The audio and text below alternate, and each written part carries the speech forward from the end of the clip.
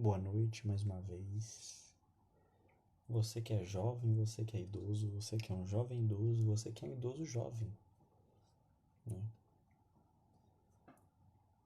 Bem-vindo de volta a mais um episódio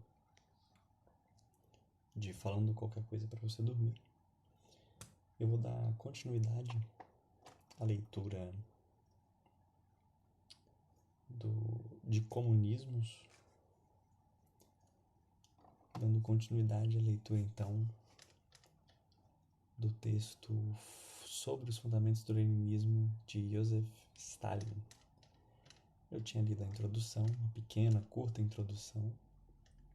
Agora eu vou ler aqui o que seria o capítulo 1, né? Parte 1 do livro. Que se chama... Eu vou ser mais objetivo aqui nesse episódio que eu tô apressado. Tô apressado aqui. Então vamos ler aqui o capítulo 1. São tudo muito curtinho, né? Capítulo 1. As raízes históricas do leninismo.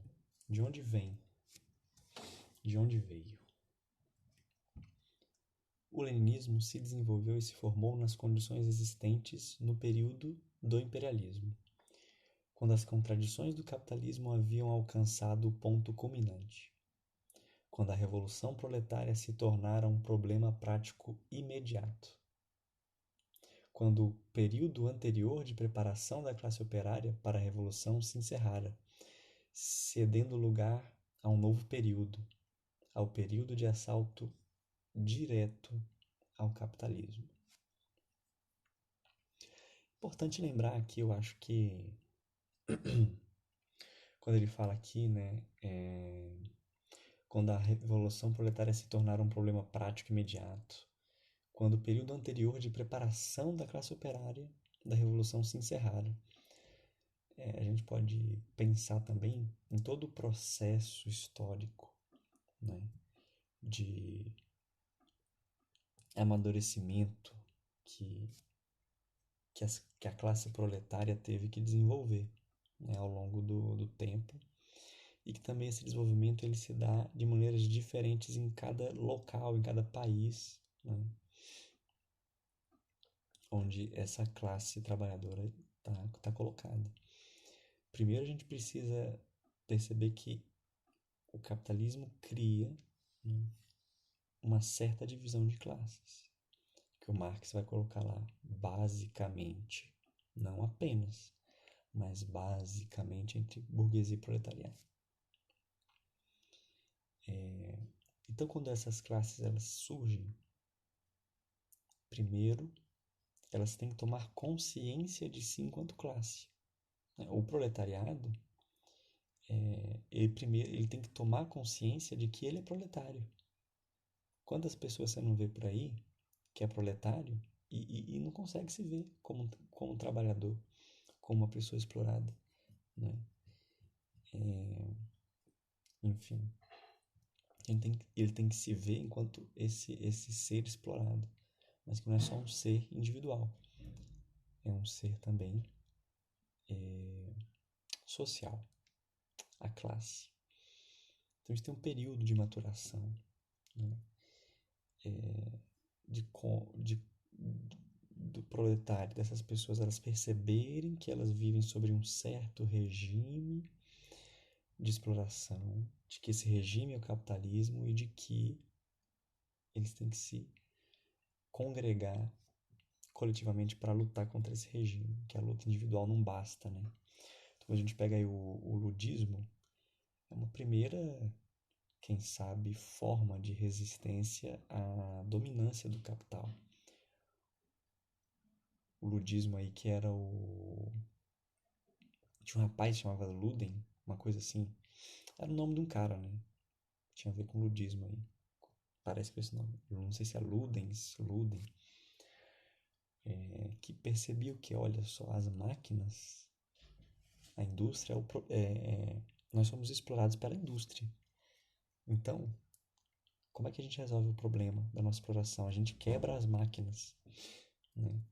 Então eles iam lá, os trabalhadores iam se organizavam ali e numa irrupção ódio, né, e de rancor, quebravam, estou simplificando muitas coisas, né, mas quebravam as máquinas. Só que, obviamente, não é a máquina que é o problema.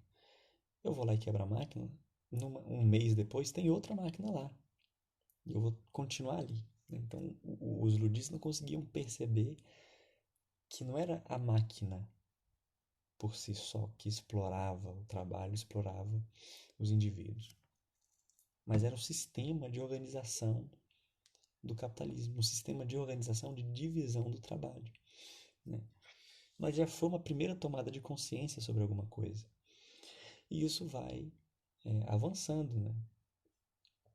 No ano de 1848, você já tem alguns muitos movimentos, na realidade, de trabalhadores organizados, né? Um pensamento já desenvolvido e tal. E várias revoluções são tentadas, né? Nesse período aí de 1848, 49, mas a burguesia consegue reprimir todos eles. Mas ainda que reprima, a classe trabalhadora ela vai se organizando, ela vai aprendendo, né? Tem a Comuna de Paris, que durou pouco tempo, né? Foi a primeira experiência comunista, durou pouco tempo, mas também já é um avanço. Enfim, então acho que casa muito isso que o Stalin está falando, né? Quando ele fala que a revolução proletária se torna um problema prático imediato, né? O período anterior de preparação da classe operária, ou seja, está falando desse período anterior em que a classe operária, né, de maneira geral e de maneira internacional, ela já adquiriu um nível de consciência enquanto classe o suficiente para perceber que as mudanças devem ser sistemáticas, devem ser estruturais, né? Que devem ser contra o capitalismo, né?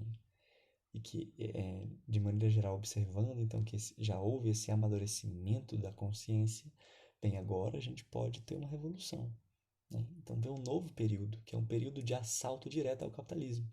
É claro que ao longo desse período de amadurecimento da classe, a gente também tem o período de quê? Do desenvolvimento das teorias e da visão de mundo que é proposta por esse proletariado, do qual o comunismo, o socialismo, o comunismo, é uma delas, né? Tem outras, né? A gente tem o socialismo utópico, tem o anarquismo, tem diferentes tipos aí de visões, né? Que foram criadas a partir desse amadurecimento. Então já temos ali um acúmulo de prática, de organização prática e também de um pensamento, de uma teoria, né? Vamos colocar assim, de uma sociologia do conhecimento, uma teoria do conhecimento desse grupo específico, né? Ou desses grupos específicos ali, atuando em regiões ou países diferentes. Enfim, Lenin chamava o imperialismo de capitalismo agonizante. Por quê? Porque o imperialismo leva as contradições do capitalismo ao último termo, a limites extremos, além dos quais começa a revolução. Entre essas contradições, há três que devem ser consideradas como as mais importantes. A primeira contradição é a contradição entre trabalho e capital.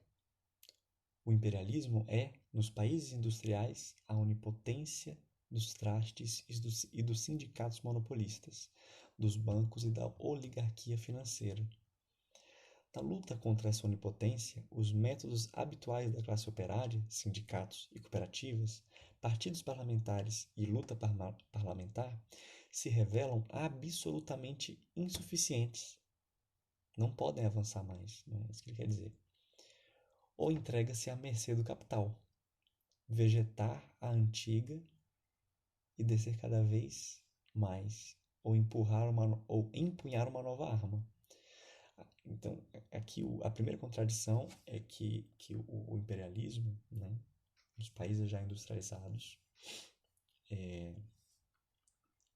se, se subsumiu de uma força muito grande, né, se torna ali uma força onipotente aqui, seja nos sindicatos, né, um certo tipo de sindicato monopolista, dos bancos e da oligarquia financeira. Então, o capitalismo o imperialismo é o capitalismo em seu estágio muito já desenvolvido, muito forte, muito concentrado nas mãos dessa oligarquia, né, dessa elite financeira, dessa elite industrial e etc.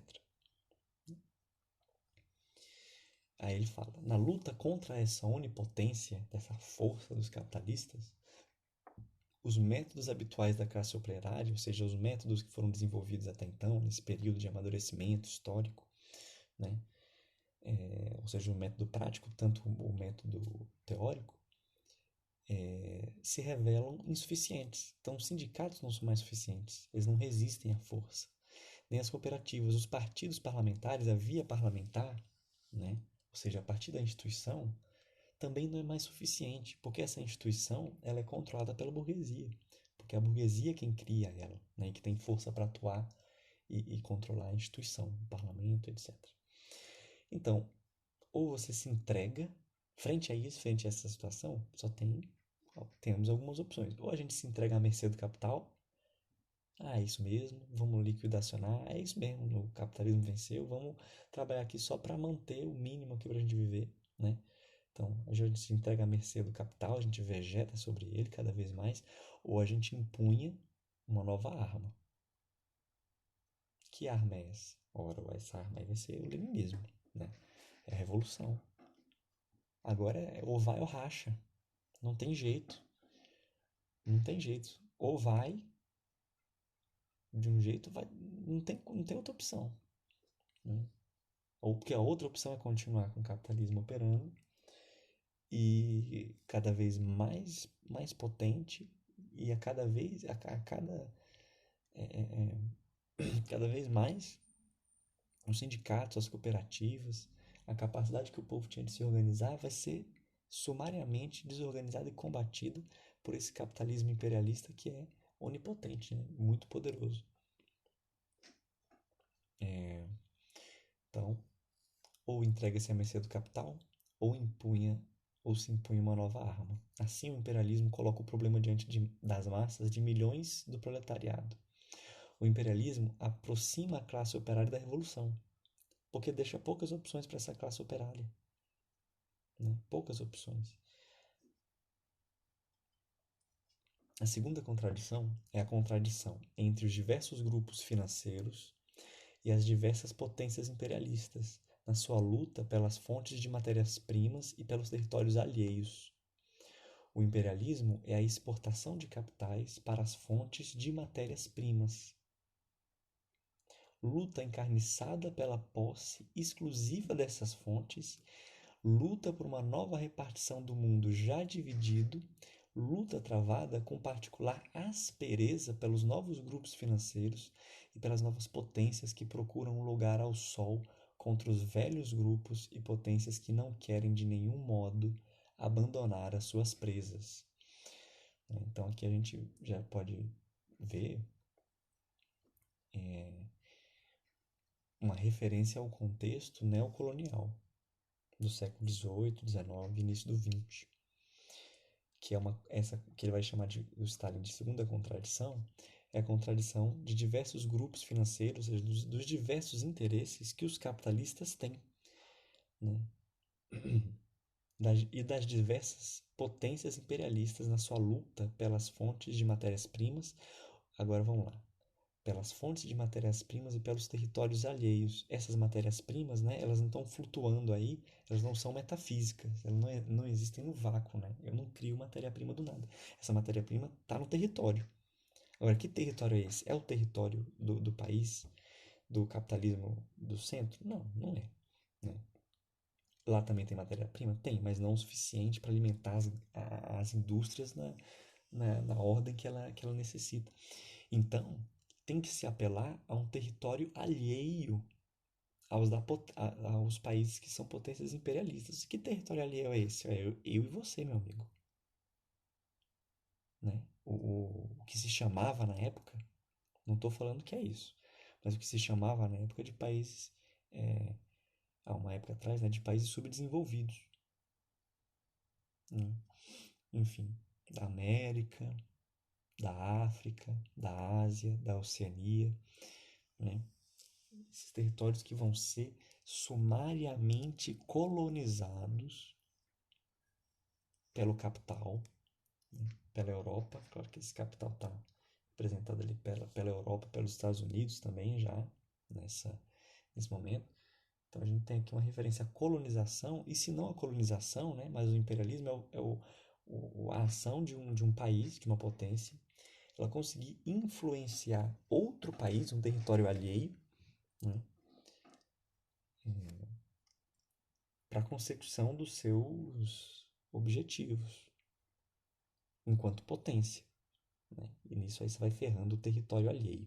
Que a gente tem que dar um nome para esse território alheio, né? É América, América Latina, é a África, continente africano, é o continente asiático, é o continente oceânico, né? O continente da Oceania, eu vou falar aqui oceânico. Enfim, eu vou falar, o imperialismo é a exportação de capitais para as fontes de matéria-prima. O que ele é? É a luta encarniçada pela posse exclusiva dessas fontes. Porque o mundo ele é limitado.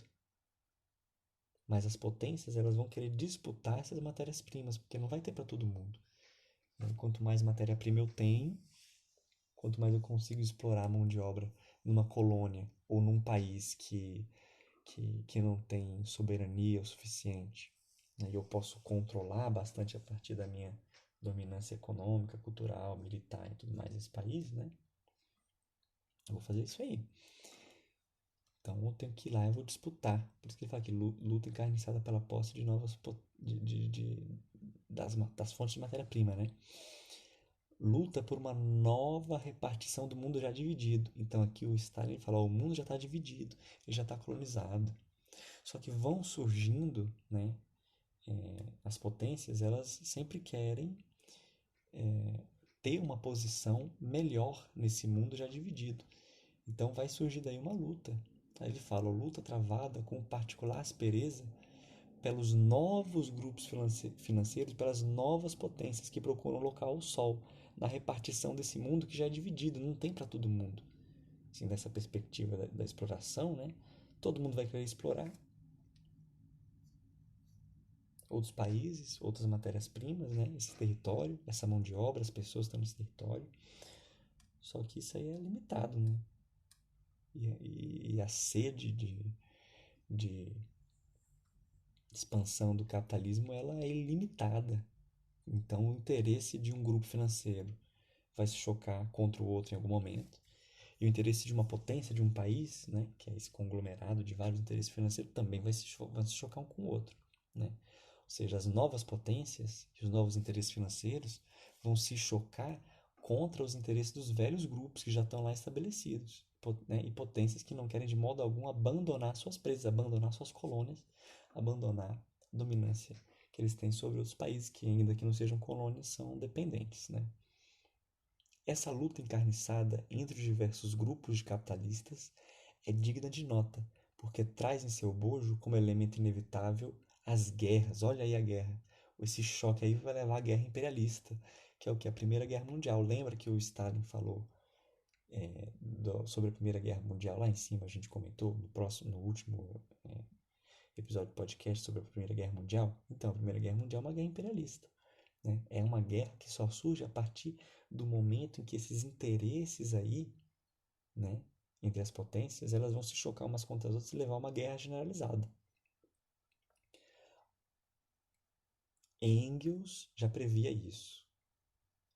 Né, e Lenin também, antes que acontecesse. Então vamos ler de novo aqui. Calma aí que eu me perdi. Essa luta encarniçada entre diversos grupos de capitalistas é digna de nota, porque traz em seu bojo, como elemento inevitável, as guerras imperialistas, as guerras pela conquista de territórios alheios, colonização. Né? Essa circunstância, por sua vez, é digna de nota porque leva ao enfraquecimento recíproco dos imperialistas, ao enfraquecimento das posições do capitalismo em geral, também, né? Porque aproxima o momento da revolução proletária, porque torna praticamente necessária essa revolução. Ou seja, esse ato de violência que os capitalistas vão cometendo contra os outros países, né, leva, em algum momento, essa competição exacerbada vai levar a uma guerra imperialista entre as potências imperialistas, entre os países. E isso vai enfraquecer o capitalismo, pode, né, enfraquecer o capitalismo nesses países e abrir espaço aí para a ação organizada do proletariado na conquista do poder. E também é claro que no meio dessa guerra e dessa dominação, os países colonizados, os países que sofrem o imperialismo, né, essa ação indireta, entre aspas, né, das potências sobre o seu território, vão viver condições lastimáveis. Né? Então a população, em algum momento, né, espera-se, se organiza frente a esse momento de dominação. Estou tentando simplificar as coisas aqui e falar de uma maneira rápida, improvisada. Essa circunstância, por sua vez, é digna de nota porque leva ao enfraquecimento recíproco dos imperialistas e ao enfraquecimento das posições do capitalismo em geral, porque aproxima o momento da revolução proletariada, porque torna praticamente necessária a revolução. Quando fala que torna praticamente necessária a revolução, veja, torna praticamente, ou seja, aqui é uma possibilidade, ou seja, esse momento aqui do imperialismo, esse tipo de prática, ela abre uma margem muito grande para que uma revolução social de novo cunho aconteça. O Stalin não está falando que necessariamente uma coisa leva a outra, né? Mas que praticamente torna a revolução necessária, porque se abrem as possibilidades, as condições necessárias, né? Com as guerras entre os capitalistas, né? Os capitalistas se enfraquecem. Então, é um momento que é possível, é mais proveitoso, vamos colocar assim, assaltar os céus, atacar o centro do poder para adquirir esse poder para si. A terceira contradição é a contradição entre um punhado de nações civilizadas, entre aspas, né, civilizadas, dominantes, e centenas de milhões de homens de povos coloniais e dependentes do mundo. O imperialismo é a exploração mais descarada, a opressão mais desumana de centenas de milhões de habitantes dos imensos países coloniais e dependentes. Extrair superlucros, eis o objetivo dessa exploração e dessa opressão. Mas, para explorar esses países, o imperialismo se vê obrigado a neles construir ferrovias, fábricas e usinas, a criar centros industriais e comerciais. A aparição da classe dos proletários, a formação de uma intelectualidade nacional, o despertar de uma consciência nacional, o fortalecimento do movimento de libertação. Tais são os efeitos inevitáveis dessa política. Né? Que política? Então veja bem aqui. Se eu sou a terceira contradição é a contradição entre um punhado de nações civilizadas, as chamadas nações desenvolvidas, a Europa Ocidental, né? E os Estados Unidos. Então, a contradição entre um punhadinho de nações que se dizem civilizadas, porque na prática elas estão dominando da maneira mais brutal, né, outras nações, a partir de preceitos racistas, a partir de preceitos misóginos, de uma dominação militar abjeta, né, por meio de guerras e mais guerras, enfim, da escravidão, da semi-escravidão, da servidão. Então, isso tudo é fruto dessas nações ditas civilizadas, né? O colonialismo e tudo mais. Então, por isso que fala que terceira contradição é a contradição entre um punhado de nações civilizadas dominantes, que se dizem civilizadas, né? E centenas de milhões de homens, de povos coloniais e dependentes do mundo. Né? Que são colônias e são dependentes exatamente porque esse punhado de nações que se dizem civilizadas utilizam o seu imenso poderio militar para dominar outros povos, né? Colocar um povo contra o outro, dividir e conquistar, ou, se não colonizar, tornar outros países dependentes, né? Da, dessas nações civilizadas aí, europeias, o centro do capitalismo. Ela fala que o imperialismo é a exploração mais descarada, a opressão mais desumana de centenas de milhões de habitantes dos imensos países coloniais dependentes. E aí, por que os países ditos civilizados fazem isso? Porque eles querem extrair o superlucro. É o objetivo dessa exploração e da opressão. Só que aí o Stalin fala um negócio. Só que para explorar esses países, né, eu sou a Inglaterra, eu vou colonizar o Egito. Fui lá no Egito colonizar o Egito. Vou explorar esse país, né? Então ele falou, para explorar esses países, o imperialismo se vê obrigado a construir neles uma certa estrutura. Ferrovia, fábrica, usina. Quando eu crio essa ferrovia, essa fábrica, essa usina, eu tenho que reorganizar o que eu trabalho nesse local. Eu tenho que reorganizar de maneira capitalista. Ou seja, eu tenho que criar um proletariado.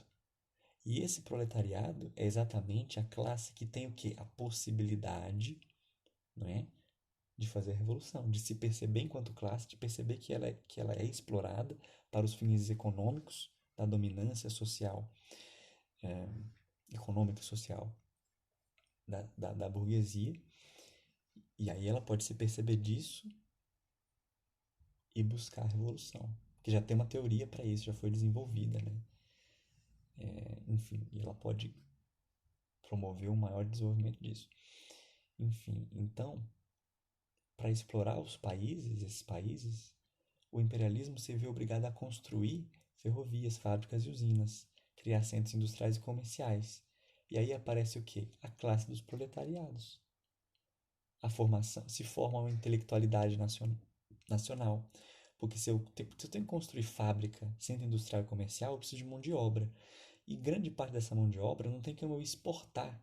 Se eu sou a Inglaterra e eu vou colonizar o Egito, não tem como eu pegar toda a minha mão de obra é, é, é, da Inglaterra e levar para o Egito para construir indústria, para construir comércio e tudo mais. Eu tenho que, de alguma maneira, incentivar, né? Incentivar de uma maneira porca, incentivar de uma certa maneira, dependente, né?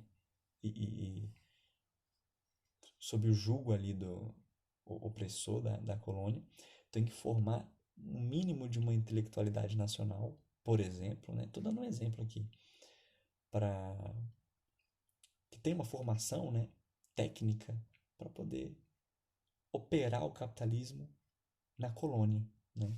Uma pessoa daquele país que vai ter um conhecimento técnico para operar a colonização internamente. Só que aí vai surgir uma intelectualidade nacional, né? Ela vai perceber essa exploração, ao formar também esses quadros aí técnicos, né, para operar o capitalismo dentro da colônia. Esses quadros técnicos também vão se aperceber, podem se aperceber da exploração, né, e vão despertar então uma consciência nacional e o fortalecimento do movimento de libertação. Então, tais são os efeitos inevitáveis dessa política aí, imperialista, né? O incremento do movimento revolucionário em todas as colônias, em todos os países dependentes, sem exceção, comprovam de forma evidente. Essa circunstância é importante para o proletariado, porque mina as raízes, quer dizer, porque mina nas raízes as posições do capitalismo, transformando as colônias e os países dependentes de reservas do imperialismo em reservas da revolução proletariada. Tais são, em geral, as principais contradições do imperialismo, que transformaram o florescente capitalismo de outrora em um capitalismo agonizante. Então aqui a gente já tem dá para perceber a questão da dialética, de que toda tese carrega em si os frutos da sua superação. Toda tese toda nova realidade, por exemplo, a realidade do imperialismo, ela enseja, ela provoca contradições. E essas contradições são as contradições que são capazes de superar essa própria realidade, essa tese inicial, que no caso é o imperialismo. Então, por isso, o capitalismo é agonizante. Então, no fundo, aqui a gente está vendo uma aplicação da, da dialética marxiana escondida aqui no meio das palavras do texto.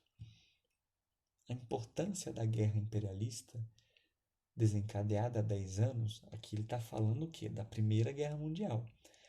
Ele está em 1924. Quando que a Primeira Guerra Mundial começou? 1914, ou seja, exatamente 10 anos antes. Então ele está falando, a importância da guerra imperialista, da Primeira Guerra Mundial, desencadeada há 10 anos, consiste, entre outros, no fato de que ajudou, num só feixe, de uma só vez, todas essas contradições e as lançou no prato da balança, acelerando e facilitando as batalhas revolucionárias do proletariado. O imperialismo, em outros termos, não somente tornou a revolução proletária uma necessidade prática, mas criou as condições favoráveis para o assalto direto à fortaleza, ao coração do poder do capitalismo. Né? Esse aqui. Tal é a situação internacional que produziu o leninismo. Tudo isso está bem, dir-se-á. Mas que tem a ver com isso a Rússia, que não era e nem podia ser o país clássico do imperialismo. O que tem a ver isso com Lenin, que trabalhou sobretudo na Rússia e pela Rússia? Porque foi justamente a Rússia o berço do leninismo, a pátria da teoria e da prática da Revolução Proletariada. Bem, aí vem a resposta. Pelo fato de que a Rússia era o ponto de convergência de todas essas contradições do imperialismo. A Rússia concentrava essas condições aí. Nas palavras aí do sociólogo Mannheim, né, a Rússia tinha a constelação de fatores sociais, né, que permitiriam uma revolução. O que é essa constelação? Basicamente são as condições sem as quais um evento, um acontecimento não poderia ocorrer. Enfim, então ele vai falar aí, né? A resposta, né? Pelo fato de que a Rússia era o ponto de convergência de todas as contradições do imperialismo. Pelo fato de que a Rússia, mais do que qualquer outro país, estava prenhe, repleta, né, de revolução. E por isso, somente ela estava em condições de resolver essas contradições por via revolucionária. Em primeiro lugar, a Rússia czarista era um foco de todo o gênero de opressão, capitalista, colonial e militar, exercida na forma mais bárbara e desumana. Quem ignora que na Rússia a onipotência do capital se fundia com o despotismo czarista, a agressividade do nacionalismo com a ferocidade contra os povos não russos, a exploração de regiões inteiras da Turquia, da Pérsia, da China, com a conquista dessas regiões por parte do czarismo, com as guerras anexionistas. Tinha razão Lenin ao dizer que o czarismo era um imperialismo feudal militar. O czarismo concentrava em si os lados mais negativos do imperialismo, elevados ao quadrado. Prossigamos. A Rússia czarista era uma imensa reserva do imperialismo ocidental, não somente no sentido de que dava livre acesso ao capital estrangeiro, né? Ou seja, a Rússia czarista, ela falava, venha capital estrangeiro, venham capitalistas de outros países, venham para cá, pode vir, pode explorar, né? É isso aí. A Rússia czarista dava livre acesso ao capital estrangeiro, o qual tinha nas suas mãos ramos decisivos da economia russa, como os combustíveis e a metalurgia, mas também no sentido de que podia pôr a serviço dos imperialistas do Ocidente milhões de soldados. Recordai o exército russo, de 14 milhões de homens que verteu o seu sangue nas frentes de batalha imperialista para assegurar fabulosos lucros aos capitalistas anglo-franceses, né? Aos capitalistas ingleses e franceses, e estadunidenses também. Ademais, o czarismo era não só o cão de guarda do imperialismo da Europa Oriental, mas também o agente do imperialismo ocidental, para extorquir da população centenas de milhões para o pagamento de juros dos empréstimos que lhes eram concedidos em Paris, em Londres, em Berlim e em Bruxelas. Finalmente, o czarismo era o aliado mais fiel do imperialismo ocidental na repartição da Turquia, da Pérsia, da China e etc. Quem ignora que o czarismo fazia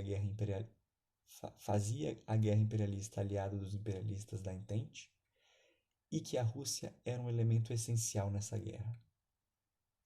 Por isso, os interesses do czarismo e do imperialismo ocidental se entrelaçavam e se fundiam, em última análise, numa única madeixa de interesses do imperialismo.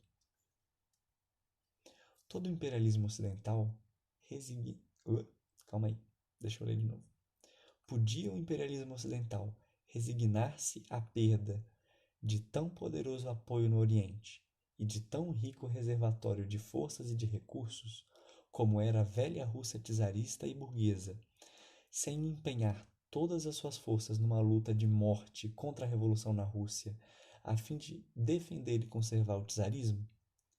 Evidentemente não podia, né? Evidentemente não podia sair barato.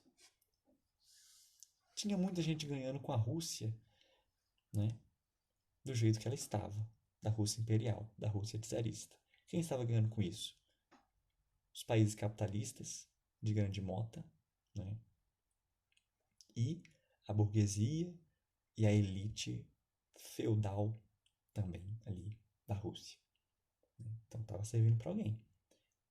Então, quando vem a Revolução Russa, né, podia esse imperialismo ocidental e as elites da Rússia ficarem paradas, né, a observar, não, a gente ficou muito tempo no poder, e agora vocês fizeram a revolução, o povo pode ficar com o poder para vocês. Não, né? Não ia ficar por isso. Voltando. Mas daí se depreende que quem quisesse golpear o czarismo inevitavelmente levantaria a mão contra o imperialismo. Quem se insurgisse contra o czarismo deveria insurgir-se também contra o imperialismo, pois quem quisesse derrubar o czarismo deveria abater também o imperialismo. Se realmente desejasse não só vencer o czarismo, mas extingui-lo de modo definitivo. A revolução contra o czarismo se ligava, por isso, à revolução contra o próprio imperialismo, o próprio capitalismo, e deveria transformar-se em uma revolução proletária. Na Rússia se desencadeara, portanto, a maior revolução popular, a cuja frente se encontrava o proletariado mais revolucionário do mundo, que contava com o aliado da importância dos camponeses e revolucionários da Rússia. Será necessário demonstrar que essa revolução não podia deter-se no meio do caminho, que em caso de triunfo deveria ir em frente, desfraldando a bandeira da insurreição contra o imperialismo? Por isso, a Rússia tinha de se converter no ponto de convergência das contradições do imperialismo, não só no sentido de que essas contradições se manifestavam justamente na Rússia, mais do que em todos os outros países, pelo seu caráter particularmente escandaloso e intolerável. Não só porque a Rússia era o principal ponto de apoio do imperialismo no Ocidente, constituindo um elo entre o capital financeiro do Ocidente e as colônias no Oriente, mas também porque só na Rússia existia uma força real capaz de resolver as contradições do imperialismo pela via revolucionária. Mas disso se depreende que a revolução na Rússia não podia deixar de se tornar proletária, que ela não podia deixar de tomar desde os primeiros dias de seu desenvolvimento, um caráter internacional, que não podia, portanto, deixar de abalar as próprias bases do imperialismo mundial. Porventura, os comunistas russos, ante semelhante estado de coisas, podiam limitar o seu trabalho ao quadro estritamente nacional da Revolução Russa? Evidentemente não. Ao contrário, toda a situação, tanto interna, a profunda crise revolucionária russa, quanto externa, a Primeira Guerra Mundial, os impelia os comunistas, né, no curso do seu trabalho, a ultrapassar esses limites, a levar a luta à arena internacional, a pôr nu as chagas do imperialismo, a demonstrar o caráter inevitável da bancarrota do capitalismo, a derrotar o social chauvinismo e o social pacifismo e finalmente derrubar o capitalismo no seu país e forjar para o proletariado uma nova arma de luta, a teoria e a tática, a prática da revolução proletária, com vistas a facilitar aos proletários de todos os países a tarefa de derrubar o capitalismo. Os comunistas russos não podiam agir de outro modo, pois somente seguindo este caminho se podia contar com algumas modificações na situação internacional, capazes de garantir a Rússia contra a restauração do regime burguês. Por isso, a Rússia se converteu no berço do leninismo, e o chefe dos comunistas russos, Lenin, no seu criador. Estou terminando aqui. Com a Rússia e com Lenin ocorreu aproximadamente o mesmo que havia ocorrido na Alemanha e com Marx e Engels na década de 40 do século passado. Como a Rússia em princípios do século XX, a Alemanha estava então prenhe de revolução burguesa. No Manifesto Comunista escrevia então Marx, diz Marx. Os comunistas fixam a sua principal atenção na Alemanha, porque a Alemanha se acha em vésperas de uma revolução burguesa e porque levará a cabo essa revolução sob as condições mais avançadas da civilização europeia, em geral, e com um proletariado muito mais desenvolvido do que o da Inglaterra do século XVII e o da França do século XVIII. E, portanto, a Revolução Burguesa Alemã não poderá deixar de ser senão o prelúdio imediato de uma revolução proletária. Fecha aspas aí do Marx e volta para o Stalin. Em outros termos, o centro do movimento revolucionário se deslocava para a Alemanha. Não há dúvida de que justamente essa circunstância assinalada por Marx na passagem citada foi provavelmente a causa de que justamente a Alemanha fosse a pátria do socialismo científico e os chefes do proletariado alemão, Marx e Engels, fossem seus criadores. O sono está chegando aqui. Espero que esteja chegando para você também. O mesmo, mas em escala ainda maior, se deve dizer da Rússia, de começo do século XX. A Rússia se encontrava naquele período às vésperas de uma revolução burguesa, mas devia realizar essa revolução quando as condições da Europa eram mais avançadas. O proletariado mais desenvolvido do que no caso da Alemanha, para não falar da Inglaterra e da França. E todos os outros dados indicavam que essa revolução deveria servir ao fermento e de prelúdio à revolução proletária. Não se pode considerar acidental o fato de que, já em 1902, quando a Revolução Russa apenas se iniciava, Lenin tenha escrito no seu livro Que Fazer essas palavras proféticas. Diz Lenin: a história coloca diante de nós, hoje, isso é, diante dos marxistas russos, uma tarefa imediata, a mais revolucionária de todas as tarefas imediatas do proletariado de qualquer outro país. A realização dessa tarefa, a destruição do baluarte mais poderoso da reação, não somente europeia, mas também asiática, converteria o proletariado russo na vanguarda do proletariado revolucionário internacional. Volto para o Stalin falando. Em outros termos, o centro do movimento revolucionário devia deslocar-se para a Rússia. É sabido que o curso da revolução na Rússia fez-se mais do que confirmar essa predição de Lenin. E sendo assim, há alguma coisa de assombroso no fato de que o país que levou a efeito semelhante revolução e que conta com semelhante proletariado tenha sido a pátria da teoria e da tática da revolução proletária. É uma pergunta aqui, eu tô lendo, tô cansado já. Cansei de ler, gente, tô lendo aqui. Se você tá acordado até agora, desculpa que eu tô lendo aqui o negócio. Meio no automático já, né? Vamos continuar só para terminar essa página aqui. Causaria assombro o fato de que o chefe desse proletariado, Lenin, tenha se tornado ao mesmo tempo o criador dessa teoria e dessa tática e o chefe do proletariado internacional? Aqui a gente pula, já vai para a parte 2, fala do método. Falei demais. Tô cansado, tô bocejando, né? Tá ficando tarde, li a primeira parte aqui. Ficou meio mecânico? Ficou. Mas é o de sempre, né? Aqui não vai ter, não é importante a questão da leitura. É que você só escute um sonzinho para você dormir.